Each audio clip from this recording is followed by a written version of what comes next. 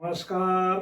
पाठशाला 2047 में आप सबों का स्वागत है। अब हम लोग पढ़ेंगे आचार्य रामचंद्र शुक्ल जी द्वारा संपादित भ्रमर गीत सार का 70वां पद।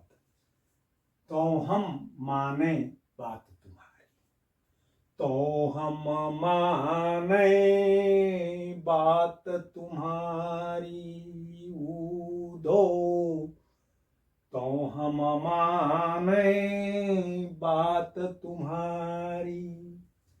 अपनो ब्रह्म दिखावहु ऊधो, अपनो ब्रह्म दिखावहु ऊधो।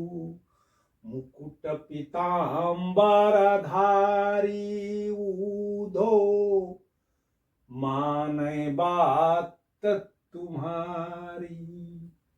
भजी है तब ताको सब गोपी, भजी है तब ताको सब गोपी। सही रही है बरुगारी, सही रही है बरुगारी ऊधो, माने बात तुम्हारी। भूत समान बतावत हमको, भूत समान बतावत हमको। जा रहूं श्याम बिसारी ऊधो, माने बात तुम्हारी। जे मुख सदा सुधा अचवत है, जे मुख सदा सुधा अचवत है। ते विष क्यों अधिकारी ऊधो, माने बात तुम्हारी। सूरदास प्रभु एक अंग पर, सूरदास प्रभु एक अंग पर। रिझि रही ब्रज नारी ऊधो, माने बात तुम्हारी। प्रसंग तो उद्धव बार बार गोपियों से कह रहे हैं कि निर्गुण पंथ अपनाओ, निर्गुण ब्रह्म की आराधना और उपासना करो, योग साधना करो। तो गोपियां खींच करके उद्धव के समक्ष एक शर्त रखती हैं कि अगर तुम हमारी शर्त पूरी कर दो तो हम तुम्हारे इस निर्गुण ब्रह्म की उपासिका बन जाएंगी। भले ही हमें गाली ही क्यों न सहनी पड़े। तो वो शर्त ये है कि तुम अपने ब्रह्म को मुकुट धारी और पीताम्बर धारी श्री कृष्ण के रूप में एक बार दर्शन करा दो। अब इसके कठिन शब्द, सरलार्थ और व्याख्या। तो हम माने बात तुम्हारी, हे उद्धव, तब, तो माने तब, हम मान लेंगी बात तुम्हारी। जो तुम कह रहे हो वो बात कि योग को अपनाओ, योग साधना करो, निर्गुण ब्रह्म की उपासना करो। संसार जो है माया जाल है और सच्चे और सत्य निर्गुण ब्रह्म है, जो अगम अगोचर निराकार है। तो वो बात हम तुम्हारी मान लेंगे। शर्त ये है कि अपनो ब्रह्म दिखावहु ऊधो, जो तुम्हारा ब्रह्म है, जिसको तुम जो है सर्वव्यापी कहते हो, उस ब्रह्म को तुम दिखा दो एक बार।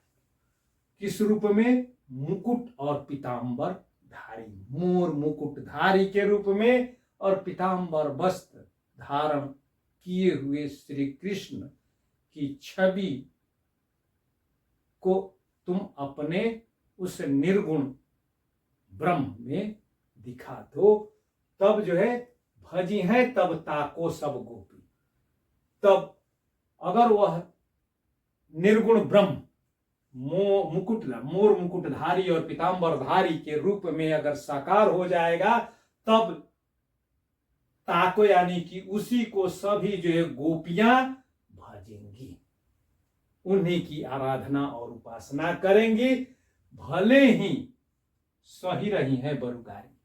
यानी कि हमें गारी जो है यानी कि गाली सहनी पड़े, बरु का मतलब भरे, सही रही है यानी कि हम सारी जो है गालियां भी सह लेंगी।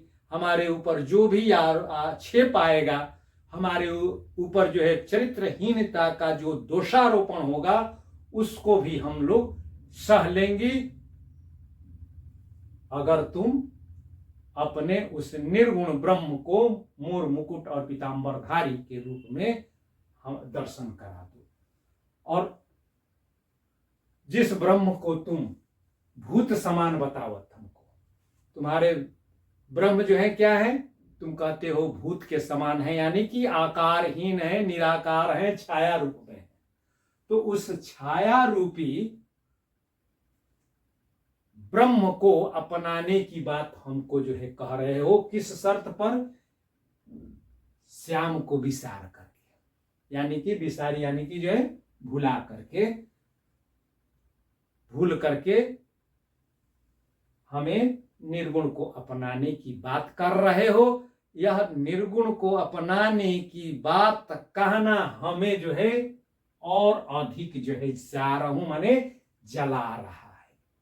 यानी कि हम तो ऐसे ही जो है कृष्ण के वियोग के कारण जो है दुखियारी हैं, और उस पर भी तुम जो है जले पर जो है नमक छिड़क रहे हो, कि जो है कह रहे हो कि श्री कृष्ण को जो है भूल जाओ और निर्गुण को अपना लो, जो कि छाया रूप में है, भूत समान है, आकारहीन है।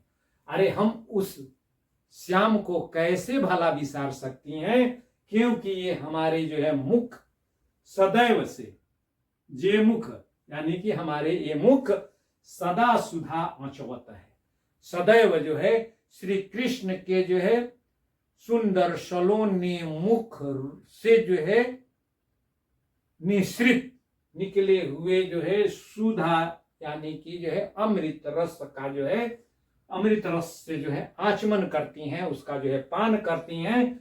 ते उस मुख को तुम कह रहे हो कि जो है विष पियो, तो वे मुख जो सदैव सुधा रस का जो है पान करते रहे हैं, अमृत का पान करते रहे हैं, वे भला तुम्हारे इस निर्गुण रूपी जो है विष को कैसे जो है पी पाएंगे? ये भला विष के अधिकारी कैसे हो जाएंगे?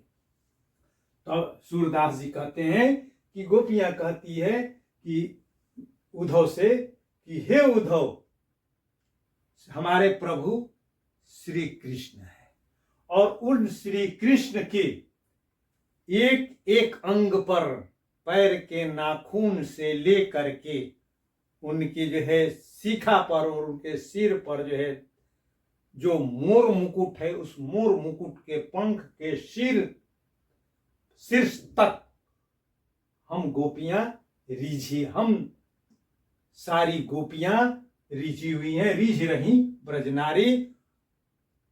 हमारे मन में, हमारे जो है हमारी जो है हृदय में, हमारी जो है आंखों में प्रभु श्री कृष्ण का प्रत्येक रूप अंकित है, और हम गोपियां उनके प्रत्येक अंग पर रिझी हुई हैं, और तुम हमें जो है कह रहे हो कि छाया रूप में निर्गुण और आकारहीन निर्गुण को अपना लो। केंद्रीय भाव कि गोपियां निर्गुण को छाया रूप में मान करके या बता करके उसकी जो है व्यर्थता सिद्ध करती हैं, उसे अपने लिए अनुपयोगी प्रमाणित करती हैं और सगुण साकार रूप को मान्यता प्रदान करते हुए सगुण भक्ति को स्थापित प्रतिष्ठापित करती हैं। अब विशेष तो भाषा सरल सहज स्वाभाविक अलंकारों से युक्त, संगीत की तमाम राग रागनियों से युक्त साहित्यिक ब्रजभाषा है जो रामकली राग में गेय है। और अलंकार, इसमें अलंकार तो भूत समान, निर्गुण को भूत समान जो है बताने के कारण इसमें उपमा अलंकार है, और सगुण को सुधा रूप में, मुख सुधा यानी कि सगुण रूप श्री कृष्ण के सगुण साकार रूप को सुधा के रूप में और निर्गुण को विष के रूप में प्रकाशित या उद्घाटित या बताने या उसकी तुलना करने के कारण रूपक अलंकार है। और इसमें माने बात तुम्हारी सही सब ताको त और त की आवृत्ति है, यहाँ पर स की जो है आवृत्ति है, और रही ब्रज नारी त और स का जो है दो बार जो है प्रयोग होने के कारण इसमें छे का अनुप्रास अलंकार है। अब रहा साल रस आदि का, तो यह विप्रलंभ श्रृंगार का पद है, और जब रस विप्रलंभ होता है तो उसमें गुण माधुर्य होता है, रीति वैदर भी होती है और विरति मधुरा होती है। और श्रृंगार रस का अस्थाई भाव रति है। और इस पद में गोपियां उद्धव के द्वारा जो है जबरन जो है दिए जा रहे ज्ञानोपदेश के कारण अब गोपियां अपने आप को असहाय सी जो है पा रही हैं, इसलिए उनमें जो है दीनता का भाव होने के कारण संचारी भाव दैन्य है, एक दैन्य है। और साथ ही वे जो है उनकी स्मृतियों में श्री कृष्ण है, जिनके एक एक अंग पर वे ऋषि हुई हैं, उनके जेहन में या उनके मन मस्तिष्क में मुकुटधारी और पीतांबरधारी श्री कृष्ण जो है बसे हुए हैं। इसलिए इसमें एक संचारी भाव, दूसरा संचारी भाव स्मृति भी है। आज भर इतना ही, फिर हम कल मिलते हैं एक नए पद के साथ। बहुत बहुत धन्यवाद।